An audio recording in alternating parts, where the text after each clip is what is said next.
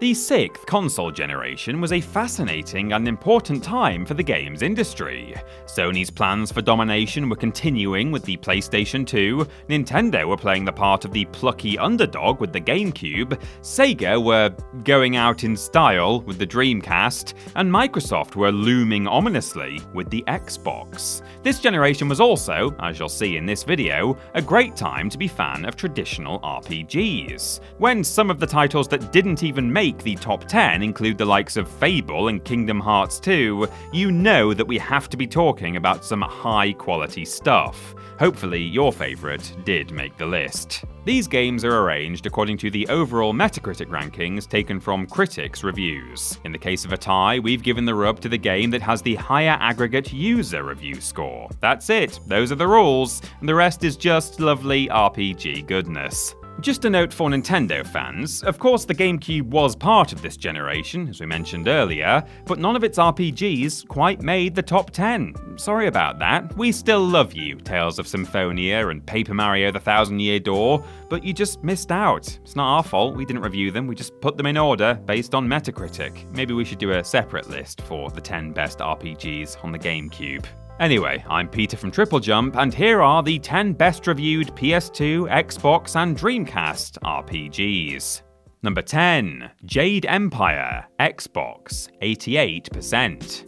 Released in 2005 for Microsoft's debut console, Jade Empire was developed by BioWare. For their second bash at an Xbox RPG, the makers of Baldur's Gate decided to explore the mythology and culture of ancient China, and put players in control of a character known as the Spirit Monk. As this mystical character, players explore the titular Jade Empire, engaging in strategic, action-packed combat and interacting with various creatures and NPCs. Despite predating the likes of Mass Effect, Jade Empire still has all that good BioWare stuff, like dialogue options and a morality system, and mixes it all in with cool Chinese mythology tropes such as mystical martial arts and long, wispy mustaches. It's a combination that works, and reviewers thought so too. The game was praised for its visuals, immersive world, and quality gameplay. Unfortunately, it didn't sell too well, with the creators later lamenting that they didn't release it as a launch title for the impending Xbox 360 instead.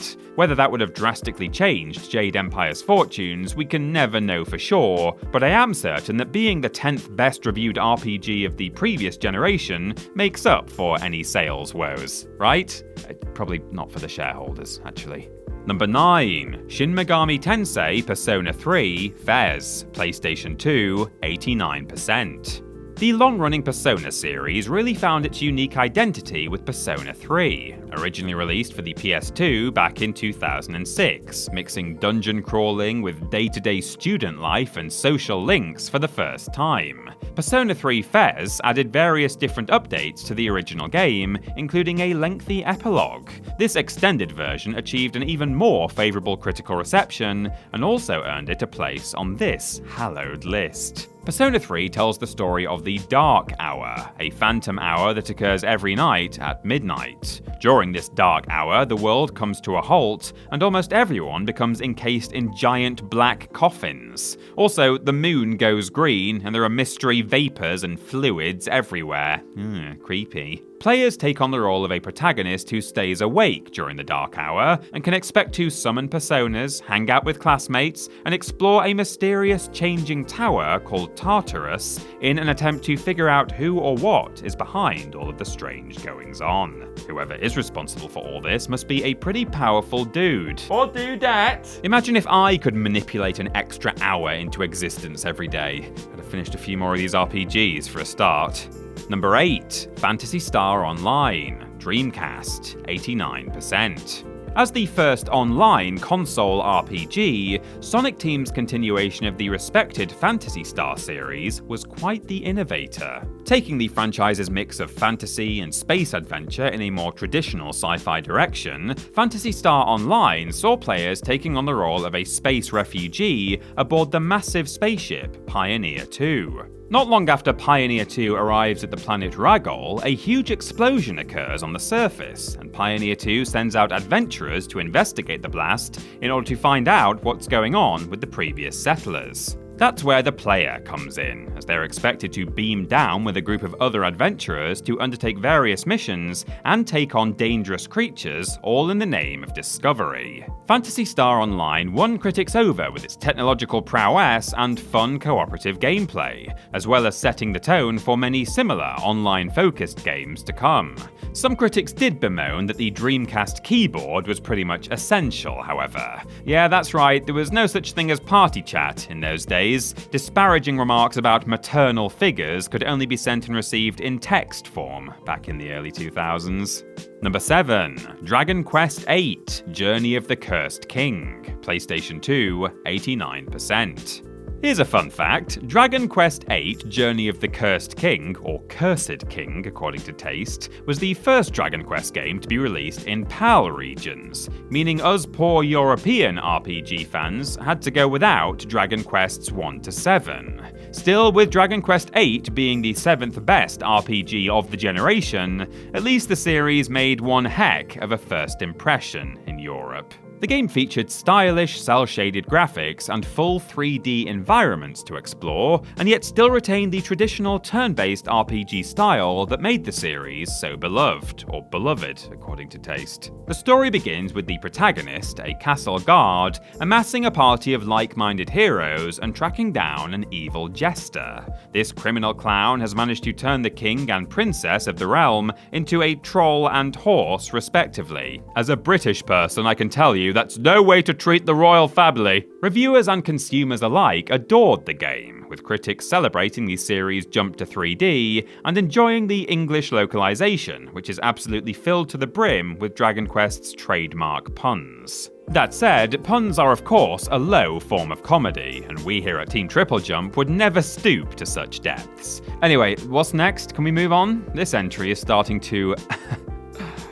drag on. Number 6, Shin Megami Tensei Persona 4, PlayStation 2, 90%. The second game for the Persona series to make this list, Persona 4 fared marginally better with critics than its predecessor, and without the need for a souped-up Fez edition too. For Persona 4, developer Atlus tweaked many of the features of the third game, expanding upon the social links aspect, refining the combat, and fine-tuning the dungeon delving. They came up with an equally intriguing premise too. This time, our high school attending Persona summoning protagonists get wrapped up in a series of murders that can be traced back to a mysterious television broadcast. This broadcast somehow appears on switched off television sets at midnight on rainy nights, and has an undeniable spooky ambience. Definite Ring vibes there. Unlike the 1998 Japanese film about well-dwelling children though, 2008's Persona 4 has the protagonists zapping themselves into TV land to face the spooks on their own turf. It would be another 8 years before Persona 5 would be released on PS4, becoming the fastest selling title in the series' history and scraping an even higher aggregate review score. Persona 5 is a wildly popular title today, but remember, this couldn't have happened without its PS2 predecessors blazing that demon-wielding, dungeon-diving, class-attending trail. Number 5. Grandia 2, Dreamcast, 90%. Released for the Dreamcast in 2000, this RPG from Game Arts puts players in the shoes of a mercenary named Ryudo. This initially moody character hides a tragic past, and quickly finds himself wrapped up in an evil god's plan to destroy the world, not to mention a bit of a supernatural love triangle too. But evil-aligned love interest sharing the same body as good-aligned love interest aside, there's not too much in Grandia 2's plot you won't have seen before. However, it's the visuals and the gameplay that really earn its place on this list. Looking very crisp and colourful for a turn-of-the-millennium Dreamcast game, Grandia 2 wowed reviewers at the time. The gameplay was equally celebrated, featuring a battle system that was unique to the series and combined the strategy of turn-based combat with the spectacle of real-time battles to extremely satisfying effect. It's worth noting that Grandia 2 did receive a PlayStation 2 port in 2002, but suffered from an inexplicable graphical downgrade and some serious frame rate issues. This port landed a Metacritic average of only 71%, which would have got it absolutely nowhere near this list. Still worth playing though, and let's face it, you're far more likely to have a PS2 in your attic than a Dreamcast. Number 4. Final Fantasy XII, PlayStation 2, 92%. We're off to Ivalice for our next adventure, as Square Enix's 2006 RPG Final Fantasy XII takes place in the same universe as Final Fantasy Tactics. The initiated will know what that means, but if you're not familiar with the tactical offshoot of the series, it basically means you get to meet lizard people and bunny girls. Don't mess with Fran though, that particular rabbit is dangerous. While somewhat polarizing for long-time franchise enthusiasts, Final Fantasy XII added a number of different features that hadn't been seen before in the series. Fans could expect to enjoy an open world and seamless battles for the first time, and could get stuck in with character customization and massive monster hunting side quests that added hours to the game's runtime. The sweeping story initially focuses on barely dressed street urchin Vaan, but soon expands into a continent-spanning epic featuring political intrigue, clashing armies, and gigantic airships. Many argue that Vaan isn't even the main character of the piece, as he essentially just tags along for most of the story. These people instead make cases for disgraced knight Bash or sky pirate Balthier. But while it's debatable who the main character is, Fran is definitely the best character. That is one badass bunny. Number 3. Final Fantasy X, PlayStation 2, 92%. According to critics, the two mainline Final Fantasy games on PS2 are equally matched. The user reviews, however, favour Tidus' adventure, meaning Final Fantasy X blitzes its way into third place. This 10th entry into the venerable series is a more traditional affair than 12, but still lays claim to a number of franchise firsts, namely fully three-dimensional areas and voice acting. Are we really happy about that last one though? The game is set in the world of Spira, which is threatened by a rampaging monster known as Sin. This entity destroys Tidus' home city, but luckily his athletic prowess and blitzball skills translate well to combat, and he's able to lead a party of adventurers to save the world and figure out what, or who, Sin really is. Final Fantasy X received near universal praise, with the graphics, gameplay, story, and music all earning major plaudits. The game did so well, it became the first Final Fantasy to receive a direct sequel, known as Final Fantasy X2, or Final Fantasy X-2. I don't think I've ever heard that said out loud. This follow-up features an all-female playable cast, and joins them on their search for a missing Tidus. It sits at a relatively measly 85% on Metacritic though, which means it's not good enough for this list. Sorry ladies. Number 2. Skies of Arcadia, Dreamcast, 93%.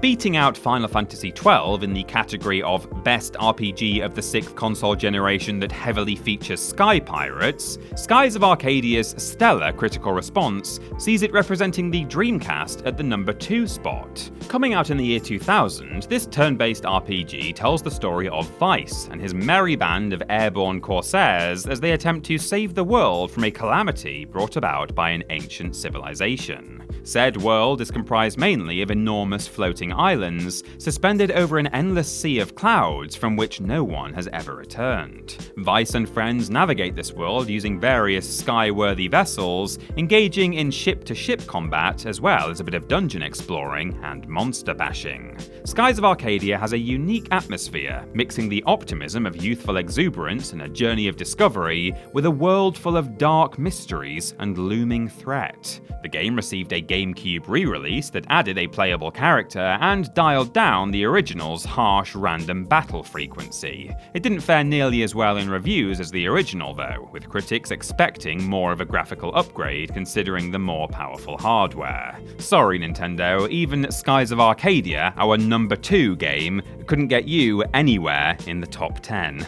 And number 1, Star Wars Knights of the Old Republic, Xbox, 94%.